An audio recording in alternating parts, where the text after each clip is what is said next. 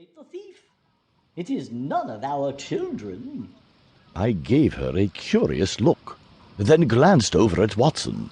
He looked disinterested. We can investigate the premises for you, sister, I offered. Watson shrugged.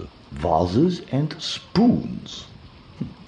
What a peculiar disappearance. My friend interjected his own idea.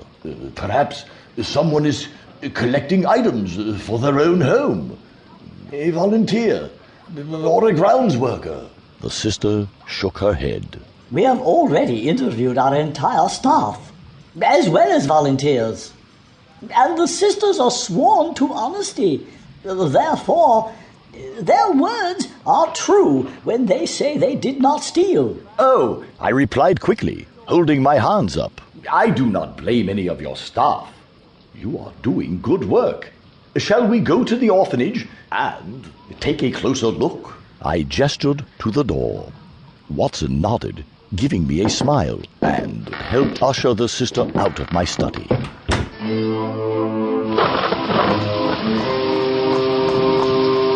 We accompanied her to the orphanage, where a line of stern and somber nuns met us at the door.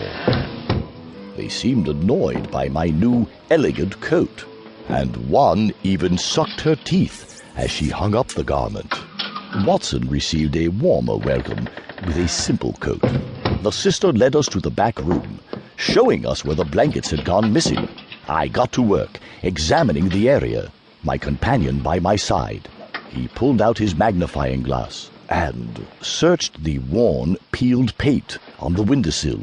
Fingerprints on the window, Holmes! He called me over.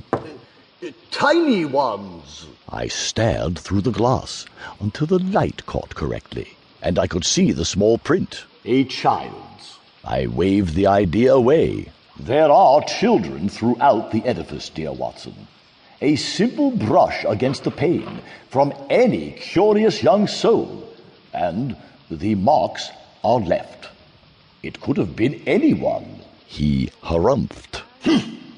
Yes, but these may be fresh. He attempted to add.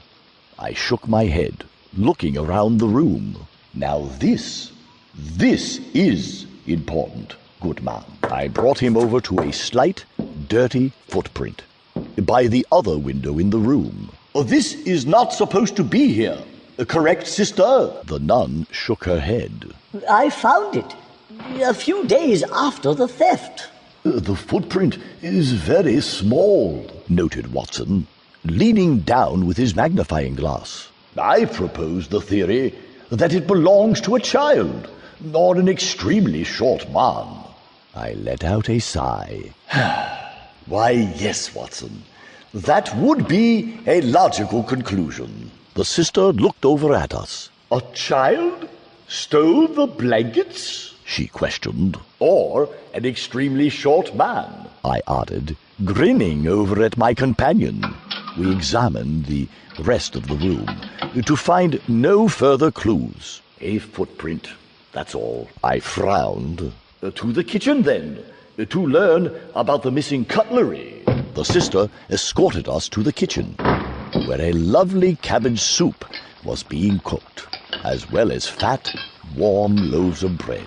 I could see my friend's eyes widening hungrily, and he made his way over to the sister, who was cooking.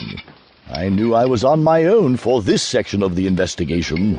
I pulled open the drawers and took out the cutlery, spreading the remaining 8 spoons on the table.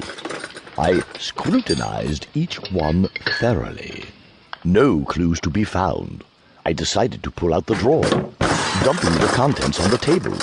Various knives, forks, and other utensils fell out, and I spread them all over the surface. Watson came up to me, munching on a hot piece of bread with butter. What are you doing, Holmes? Setting the table for tea? He joked happily, now that his stomach was being filled. I rolled my eyes, though a smile played on my lips.